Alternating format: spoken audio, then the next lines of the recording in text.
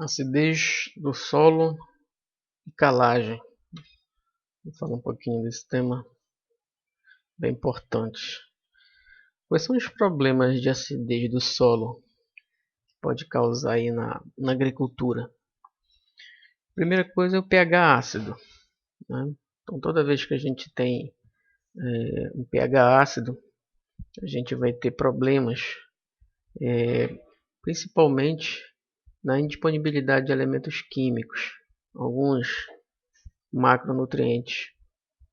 A gente vai ter também presença de elementos químicos tóxicos, como alumínio, que é o principal problema. Toda vez que a gente tem um solo ácido, tem também a presença de alumínio em concentração já considerada tóxica. Engrossamento de raiz. O alumínio ele atua também fazendo duas coisas: engrossamento de raiz e encurtamento de raiz. É tudo aquilo que a gente não quer que aconteça. Então, além da acidez em si, provocando a indisponibilidade de elementos químicos, nutrientes, também temos, por associação, concentrações altas de alumínio tóxico, que por sua vez vão engrossar e encurtar a raiz. Ou seja, a planta vai ter dificuldade de absorver os nutrientes. Como é que se mede o pH do solo? Existe uma escala de pH que, para a maioria das substâncias, varia de 0 a 14, né? De 6 até 0, as soluções são consideradas ácidas e a acidez é crescente, partindo do 6 até o 0. De 7 até 14, as soluções são consideradas básicas ou alcalinas, e de 7 a 14, a basicidade é considerada crescente. E existem as soluções neutras, aquelas que estão próximas no valor de 7, que geralmente é o que se deseja quando se fala em solo. Então essa aqui é uma escala de pH genérica para qualquer tipo de substância, né? Quando se fala em solo, já existe uma faixa de pH que a gente consegue trabalhar melhor. Então, o que é um solo ácido? É aquele que está numa faixa de pH menor do que 5,5. Em 5,5 a concentração de alumínio tende a não ser tão alta, tende a não ser tão tóxica. E quando a faixa de pH está em torno de 5,5 a 6,5, pode-se dizer que o solo é moderadamente ácido. Quando está numa faixa de 6,5 a 7,5, ele está neutro. Maior do que 7,5, o solo já é considerado alcalino. Existem várias classificações de pH em relação ao solo na literatura. Esse aqui é apenas um deles, mas é uma referência boa para a gente ter. Tipo de acidez. Primeiro tipo, acidez de reserva. São os íons hidrogênio e alumínio adsorvidos nos colóides em grande concentração, que são repostos para a solução do solo. Aqueles íons que ficam retidos na argila. Colóides são substâncias bem pequenas, como grãos de argila. Então por que eles ficam chamados de reserva? Porque eles ficam aderidos aí aos colóides, argilas, né? A argila tem carga negativa, então os íons de hidrogênio mais e alumínio mais 3 ficam retidos nessas cargas negativas. E temos também a acidez ativa, que é os íons de hidrogênio e alumínio na solução do solo, nociva aos vegetais, ou seja, estão livres na solução. Lembrando que solução do solo é água mais nutrientes. É essa acidez aqui que provoca um encurtamento e engrossamento de raiz, é o que a gente quer eliminar. Disponibilidade de nutrientes. Esse gráfico aqui mostra muito bem o efeito do pH na disponibilidade de nutrientes. Verifica-se que entre 6 a 4,5, indo aqui para a esquerda, a gente tem uma concentração de alumínio elevada. Então, quanto mais próximo de 4, 4,5 chegam, maior é a concentração de alumínio, ele vai aumentando, não é? Porém, quando eu tenho o pH próximo de 6 a 7, que é o que a gente quer, A maioria dos macronutrientes está com a disponibilidade no pico máximo. Vamos pegar aqui o fósforo. Então, o fósforo, quando ele está numa faixa de pH próximo da acidez, ele vai diminuindo, a linha verde aqui. E quando ele está próximo da neutralidade, entre 6 a 7, ele atinge um pico. Só que o que acontece quando o solo fica alcalino ou básico, ou seja, passa de 7, 7,5, 8, 8,5, o fósforo tende a cair. Então, solos ácidos não são bons e também solos alcalinos também não são bons. O que é que a gente quer? Que o solo fique numa faixa neutra, que vai entre 6 a 7 ou 7,5, né? A gente verifica que o nitrogênio tem o mesmo comportamento que o fósforo, essa linha rosa. Numa faixa ácida ele tende a diminuir, numa faixa neutra ele atinge o pico de disponibilidade e numa faixa alcalina ou básica ele tende a diminuir. A mesma coisa o potássio nessa linha azul, numa faixa de pH ácido ele diminui, numa faixa neutra ele atinge o pico e numa faixa alcalina ele tende a diminuir. Essa reta aqui, se ela continuar, ela vai fazer uma curva para baixo.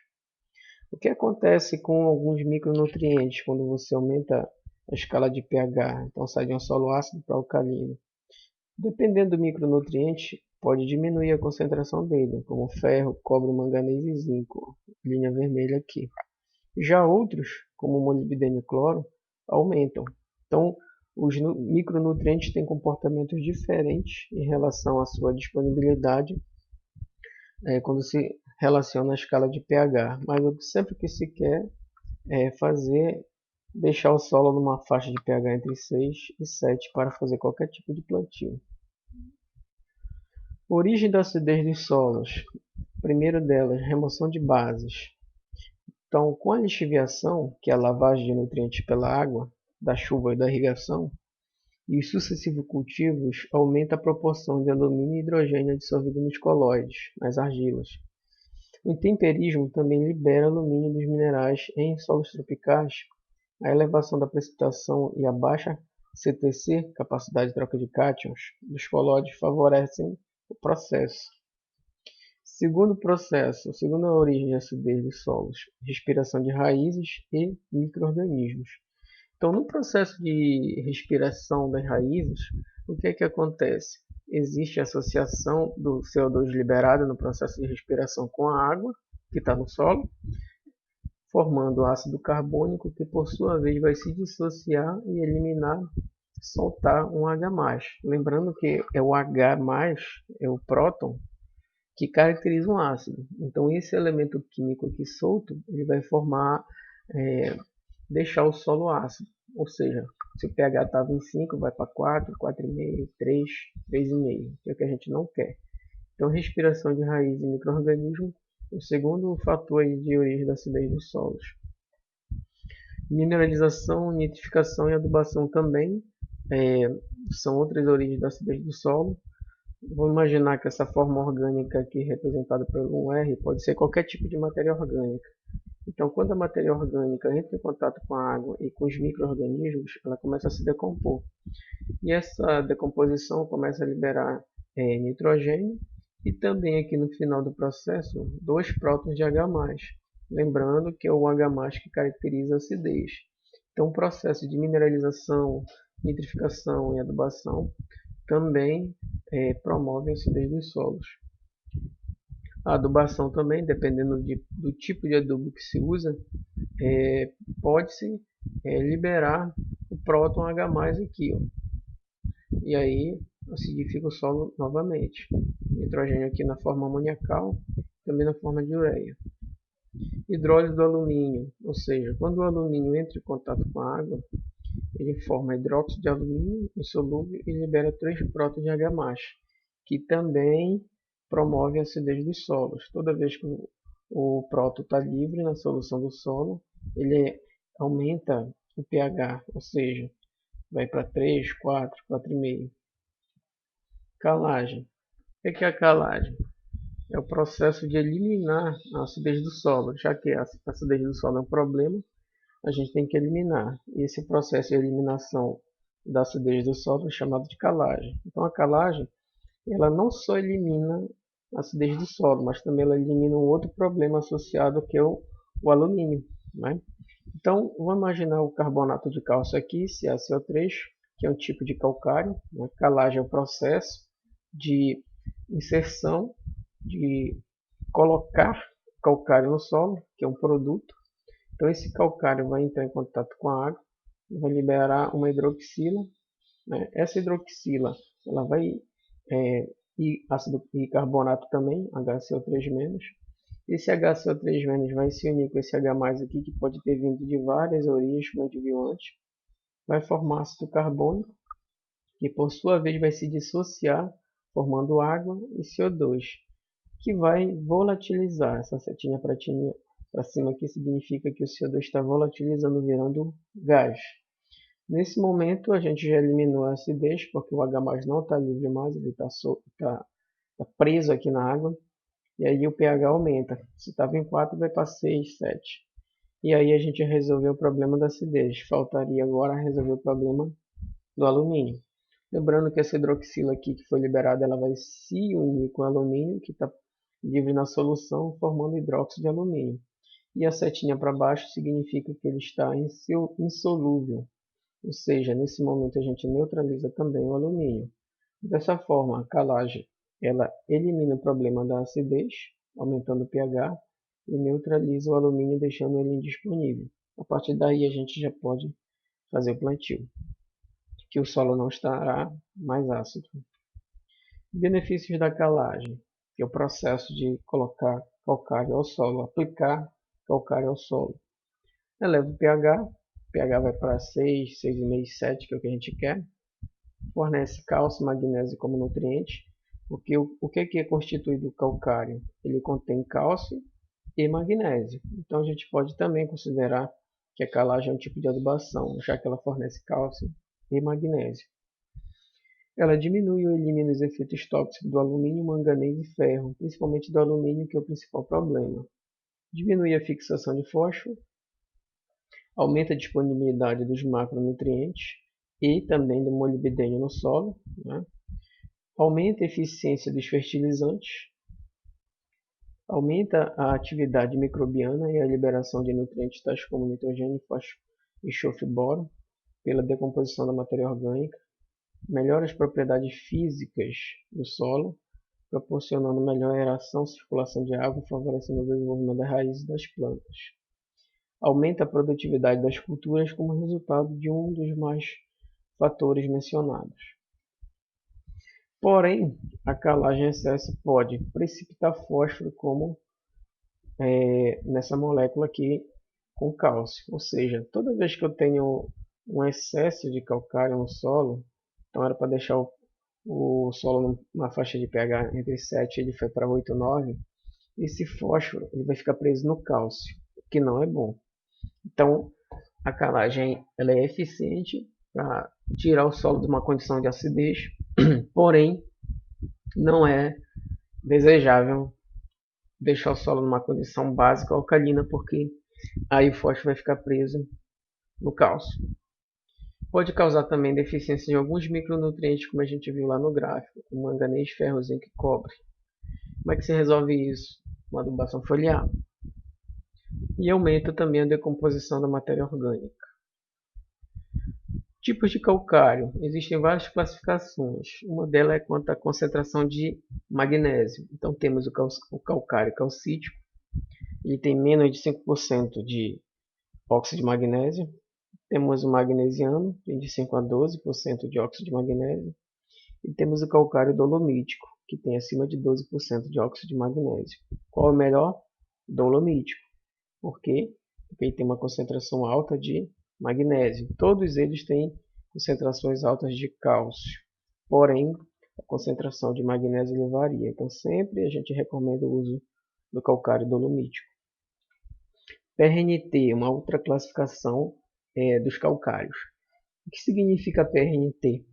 Poder relativo de neutralização total do calcário, né? Ou poder real de neutralização total do calcário. Ele tem a ver com o tamanho da partícula. Esse calcário que a gente está falando aqui é uma rocha. Então, o calcário, para ser vendido, triturado em granulometrias diferentes. Então, o PRNT tem a ver com o tamanho da partícula, né? Então, quanto menor a porcentagem, mais grosseiro é o calcário, maior é a partícula. E quanto é a maior porcentagem do PRNT, mais fino é o calcário. E quanto mais fino o calcário, mais rápido ele reage com a água e fornece o cálcio e magnésio que a gente precisa. Então, qual é o melhor PRNT? O de 90% para cima. Então, qual é o melhor calcário que a gente recomenda? O dolomítico com PRNT acima de 90%.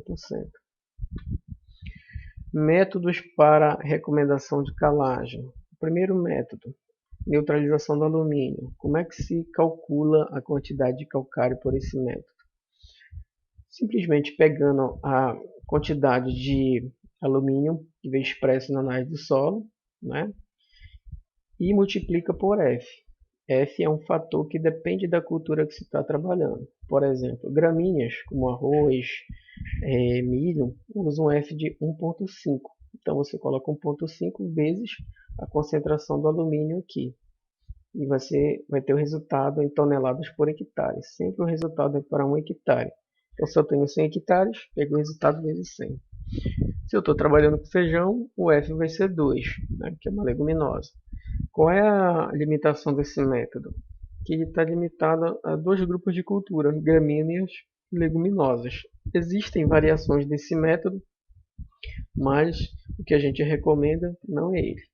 Existe também uma segunda forma de calcular a recomendação de calagem, que é a solução tampão SMP, que a gente não usa muito porque ela foi desenvolvida para o Rio Grande do Sul, Santa Catarina, onde os padrões de solo e de clima são diferentes do nosso.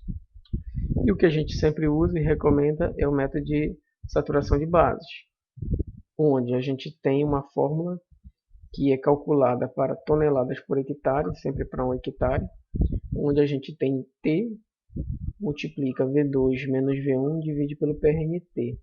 Então, NC é necessidade de calcário, T é igual a CTC, que é a capacidade de troca de cátions, que nada mais é do que a soma do potássio, cálcio, magnésio, hidrogênio e alumínio, que vem expressos na análise de solo.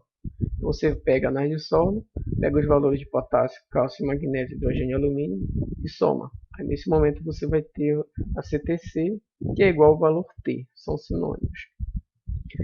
V2, saturação por base desejada para a cultura a ser implantada. O que é o V2? Ele tem a ver com a necessidade de nutrientes pela cultura. Quanto maior o valor de V2 em porcentagem, mais exigente a cultura é em termos de nutrientes. E quanto menor o valor de V2, menor é a exigência dela. V1, saturação por bases atual do solo, é igual à soma de bases, SB, vezes 100 dividido pelo T. O que é a soma de bases? É a soma de potássio, cálcio e magnésio. E divide tudo pelo PRNT, que é o poder relativo de neutralização total do calcário a ser usado.